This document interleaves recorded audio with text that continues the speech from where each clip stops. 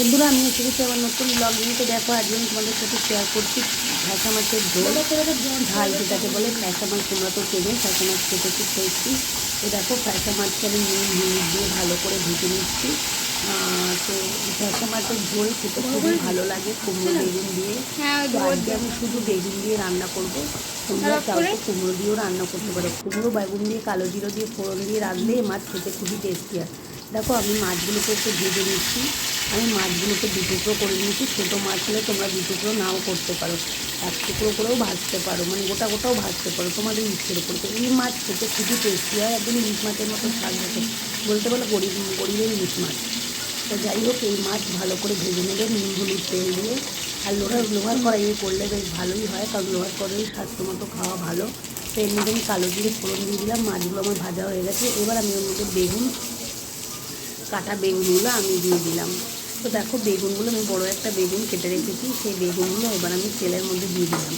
এবার তেলের মধ্যে এই বেগুনগুলোকে আমি ভেজে নেবো। তো নুন হলুদ দিয়ে ভালো করে ভেজে নেবো। আগে একটু তেলে নিতে, তোমরা জানো বেগুন খুব তেল খায়। বেগুনগুলোকে আর একটুখানি তেলে নিলাম। আমি বড়ো বড়ো বেগুন দিলাম, কারণ এই বেগুনগুলো নাহলে মাছে গলে যাবে। দেখো নুন হলুদ দিয়ে দেবো। এবার বেগুনগুলোকে ভালো করে বেগুনগুলোকে ভেজে নেবো। নুন হলুদ দিলে বেগুনের মধ্যে নুন না দিলে ভালো লাগবে না। সবজিটাকে একটু ভেজে নিলেও খেতে বেশ টেস্টি হয়। এবার আমি সর্ষে কাঁচা লঙ্কা বেটে রেখেছি একটু নুন দিয়ে মিক্সিতে, সেটা দিয়ে দিলাম। হ্যাঁ তোমরা চাও তো পোস্ত একটু অ্যাড করতে পারো। আমি সাদা সর্ষে দিয়ে রান্নাটা করছি। আরেকটু কারণ রঙটা একটু হলদেটে হলে খেতে খুব ভালো হবে। তো দেখো আমি বেশ কাঁচা লঙ্কা আর সর্ষে আর নুন একসাথে মিক্সিতে বেটেছি। সাদা সর্ষে, তোমরা চাইছো কালো সর্ষে দিয়ে করতে পারো। আর একটু হালকা গুঁড়ো লঙ্কা দিচ্ছি রঙের জন্য, একটু ঝালের জন্য। যে যেরকম ঝাল খাবে সেরকম ওই শুকনো লঙ্কা আর কাঁচা লঙ্কার কম্বিনেশনটা ইউজ করতে পারো। এবার বেগুনটাকে আমি আচ্ছা করে মশলার সাথে মাখিয়ে নিচ্ছি। এবার বেগুনটাকে হতে দেবো। বেগুনটা হয়ে গেলেই রান্না শেষ হয়। এটা খুব ঝটজলদি রান্না, মানে একদম কোনো খাটনি নেই, কোনো খাটনি নেই, শুধু একটু সর্ষে পেস্ট করা। দেখো আমার বেগুনগুলো সিদ্ধ হয়ে গেছে। এবার আমি ভাজা মাছগুলো এর মধ্যে দিয়ে দিচ্ছি। তো দেখছো ভাজা মাছগুলো এর মধ্যে দিয়ে দিলাম। তা আমার রান্না প্রায় শেষের দিকে। এটা বলতে বলো ফাঁকিবাজি, খুব ভালো রান্না। তো চলো বন্ধুরা, এই রান্নাটা আমার প্রায় শেষের দিকে। এবার আমি দেখো তোমরা জলটা পরিমাণ মতো দেবে, যেরকম ঝোল তোমাদের ভালো লাগে। কাই একটু বেশি মাখো মাখো ভালো লাগে, তবে যে যেরকম ভাতের সাথে খাবে তো যে যেরকম। আমি একটু জল আরও দিয়ে দিলাম।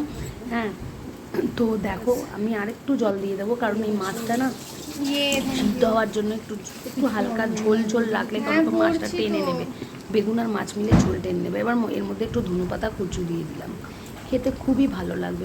তোমরা চাইলে কালো সর্ষে দিয়েও ইউজ করতে পারবে, কিন্তু কালো সর্ষে অম্বল হয় বলে আমি স্কিপ করলাম। এবার দেখো আমার রান্নাটা প্রায় শেষ। এবার আমি রান্নাটাকে ঢেলে নেবো মাছটাকে। দেখো খেতে খুবই টেস্টি হবে।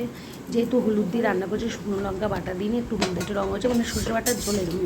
তো আজকে এই পর্যন্ত, পরে আবার একটা ব্লগে দেখা হচ্ছে।